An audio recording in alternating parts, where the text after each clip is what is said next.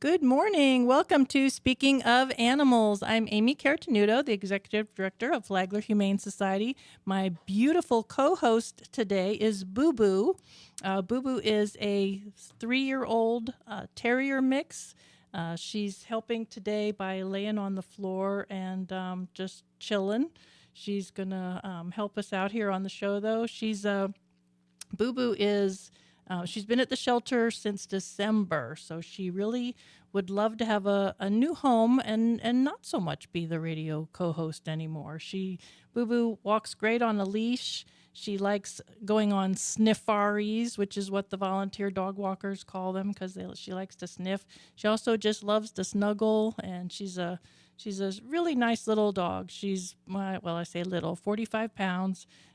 Great, like I said, great on a leash, rides well in a car, good with kids. She's beautiful, tan and white. So come to the shelter or check her out on our website, flaglerhumanesociety.org, and look for Boo Boo. Boo Boo, the famous WNZF Speaking of Animals radio show co-host. And aside from Boo Boo and me, we have like a super duper special guest today. Any of you who have listened to the show for quite some time, actually, Speaking of Animals started in the summer of 2012. And my guest today is actually the very first hostess of Speaking of Animals, Nicole Brose. Woo, yay. Welcome, Nicole. Yay. Thank you. And hello, Boo Boo. And at the time when you were the hostess of Speaking of Animals, you were also, in your spare time, the Flagler Humane Society board president. Yes, I remember those times very well, and they're very dear in my heart, in the entire county and this show. I'm super excited to be back. I know. It's so cool to have you back. So tell us a little bit about you and what you've done since leaving Speaking of Animals and Flagler Humane Society. Yeah, and I also have with me Mailyn Alfaro, the communications manager at the rescue sanctuary that I will tell you about in a minute. Welcome, hello, everybody. Welcome. She speaks Spanish and English very well, so I'm excited cool. to have her. Oh, cool. So go ahead. Sorry, our first edit. Hi. I was going to say, so Mailyn, will you say welcome to Speaking of Animals in Spanish, since I don't know Spanish? Sure, I do. Bienvenidos a Hablando de Animales. Oh, doesn't that sound pretty? Sure, That sounds so pretty. Yeah, so since leaving Flagler County, running the Education Foundation and the Humane Society, I have been doing a lot of animal welfare consulting all over the world. Helped again with First Coast No More Homeless Pets, an org that I helped start with Rick Ducharme back in, 2000. So went back and worked for them for a little while, helped open a second location, and really just have loved the consultancy work. Orgs like Hearts of Love Village in Las Vegas, which has gone from a small nonprofit to one of the largest nonprofits now serving animals on west of the Mississippi. So it's been a real joy, and I learned a lot in Flagler with the Flagler Humane Society, and just have loved the journey. And now I actually helped found Guayabo Animal Rescue, located in Costa Rica. I say rural, authentic Costa Rica. It's a beautiful community, a beautiful place. We're the only services for people and pets in a very large area. And we work with dogs, horses, goats, a couple cows, chickens, and we do a lot of the same type of programs that you do right there in the United States. That's so cool. That's really, you have to have a great feeling of accomplishment to have been a start. You were there at the very beginning of that, right? Yeah, so I met the actual owners of the property on a surf trip with my husband back in 2021, and they had all this property, and Stan Merkin was ready to. He had cancer, and he was going to pass. He really wanted to know what to do with the land, and I said, to leave an amazing legacy, let's actually start the Animal Rescue Sanctuary. So many conversations, and years later, we're a legal nonprofit in the U.S., a 501c3, and we also have our legal nonprofit status in Costa Rica. We have our NGO. The two work together. The 501 helps fundraise and sends money to the NGO, and I have an amazing team here, boots on the ground every day. And I go back and forth between my home in Atlantic Beach, Florida, and right here in Costa Rica. And Mailyn handles the communications, again, speaking both Spanish and English, and also being from the Guayabo Animal Rescue area. So the town of Guayabo, like, she's actually from this town. Wow. So what is the town? I mean, like, is it a lot of people? Is it little town? Is it? I've never even been to Costa Rica. Yes. I'm so jealous. I know you told me I can come visit. Oh, you will have to come. Yeah, we have a great place here for you to come and visit us. Guayabo town is a pretty tiny town. We're around 4,000 people, maybe. Actually, in Costa Rica, we are only 5 million. So, yeah, Guayabo town, we are in a volcano, basically the Miravalles volcano. And we have excellent views, and weather is just the greatest in Costa Rica. I'm sure. So cool. So how long have you been involved in that, Mailyn?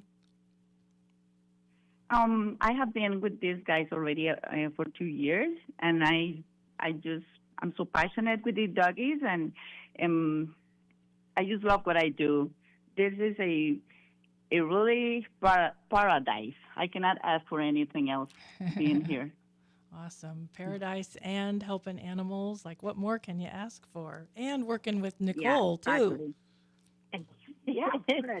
And Amy, so perspective. So Costa Rica, again, as Mailyn mentioned, that there's 5 million residents thereabouts, and there are about 2 million dogs, and about 1 million are considered strays. So they have no homes. So if you put that in perspective, it's the overpopulation of dogs is getting better slowly, but it's still in crisis mode. So the mission of what we're doing, which my heart is with Spay Neuter. For sure. And all the work that I've done to date is revolved around Spay Neuter. And so we have Spay Neuter campaigns every month. We have an amazing veterinarian. Our manager, Luis, is an administrator and also a licensed vet tech. And all of our team actually roll up their sleeves and help with the campaigns. And we have volunteers. So to date, we've almost spay neutered 2,000 animals, and we've only been legally up and running for the last couple years. Wow. So everyone told me that no one would even spay neuter their pets here because it just wasn't a thing. It wasn't offered. And so we do it for a suggested donation, and people will come out of pocket and donate a little bit. And we also will do it for free for those who can't afford it. And we also provide transportation. So it's pretty special. We're doing exactly what the U.S. is doing, what I learned in Flagler and what you work hard at doing, and all the animal shelters in the U.S. is, not just house animals and get them adopted, but really try to get to the root of the problem. For sure. Make a real difference. It's so cool what you're doing, and 2,000 surgeries that would not have been done without you guys there. So congratulations. That's huge. And I definitely want to hear more about this awesome place. So we're going to talk some more about Guayabo Animal Rescue and Sanctuary when we get back from this break. Welcome back to Speaking of Animals. I'm Amy Carotenuto here along with my beautiful co-host, Terrier mix Boo Boo, straight from the shelter, who's up for adoption, and our special guests from Costa Rica, Nicole and Mailyn. Welcome back. So, Nicole, last time we talked, you mentioned a really interesting volunteer program that y'all have down there. Can you tell us a little bit more about that? Yeah, Absolutely. And I will say too, it is a beautiful day in Costa Rica right now. So we have working volunteer trips that you can book. So folks can come to the animal rescue sanctuary and for a week, but actually up to 3 weeks. So we do them for several weeks if the guests would like. You can come with one person or you can have up to 8 people. Wow. And we put you to work. You clean. The dogs here are free roaming, so a little different than in the U.S. We do have some kennels where maybe a dog that had a surgery or is recovering from an injury or maybe new to the shelter, so we're getting the dog acclimated a little bit to the smells and sounds. So you clean the kennels, you bathe dogs, you work with them on the leash, and not all of them are leash trained, as you can imagine. You bathe horses. You can, spend time with the horses, the goats. You can help with nail trimming and just all the different things. And if you have a medical background, you can work with our veterinarian. You can assist with the medical procedures. You can give medicine, even if you don't have a medical background. We really just immerse people in the day-to-day of what running a 300-acre sanctuary with anywhere from 50 to 60 free roaming dogs. That number fluctuates, obviously. So it's just a great way. And then all of our staff here are local from the community. So you get to meet the local people and really just immerse yourself in the culture. How cool. That's such an interesting idea. And I'm sure it is a huge help to the shelter. Like you're educating, you're everything all at once, right? That's so awesome. Yeah, and we do charge for that because all that money goes directly back into supporting what we do here, our mission. We do have a supporter that helps cover a lot of like the staffing and a lot of the overhead. And so anyone who comes to visit, whether they do a day trip, they do a working volunteer trip, we also have villas that guests can actually book on Airbnb and booking.com. And all that money goes back to our mission as well. So a guest can just come for a couple days and play with the dogs. Right now we have 25 under 4 months old. So loads of puppies, which the more spay neuter we do, the less puppies there will be. So when I say that like, okay, next time I come, let's have less. Yes. So you can stay on Airbnb or you can stay in the villas. You can also just do a working volunteer trip. You can find that on our website, and you can just do a day trip. Just come and ride horses. We do rescue horseback rides. So we have rescue horses, and you can ride them around the 300 acres and see the volcano that Mailyn was mentioning. And I'll let her, she's actually here, lives on the property. So she's here full time. And again, I go back and forth between the U.S. and Costa Rica. So Mailyn, tell us the viewers a little bit about when they arrive, what actually happens. All right, yes. Well, usually visitors, they come to our refugee and they have no idea what are they expecting. So the first thing is when we show them the place where they're going to stay, they get just so impressed and astonished because our villas are really huge, big, clean, and they're really nice. So they enjoy their stay in different ways. Some of them do horseback riding. Other ones like the adventures, like the ATVs, off-road ATVs. And so they grab that, and usually they enjoy it a lot. And also we also have some places where you can go just walk, do some hiking. And some other ones just come to rest. They just want to hear the birds and to see the sunset and the sunrise. So there are different things to do, but different ways that they enjoy it. But everybody loves it. Just love it. This is just a great place to be. That's really cool. Like how many horses do you have there? We have 8 horses. Oh, nice. So yeah, that just sounds so perfect. Like you say, immerse yourself into what the locals do and take care of the animals at the same time. And it just sounds really, I am definitely going to have to come visit.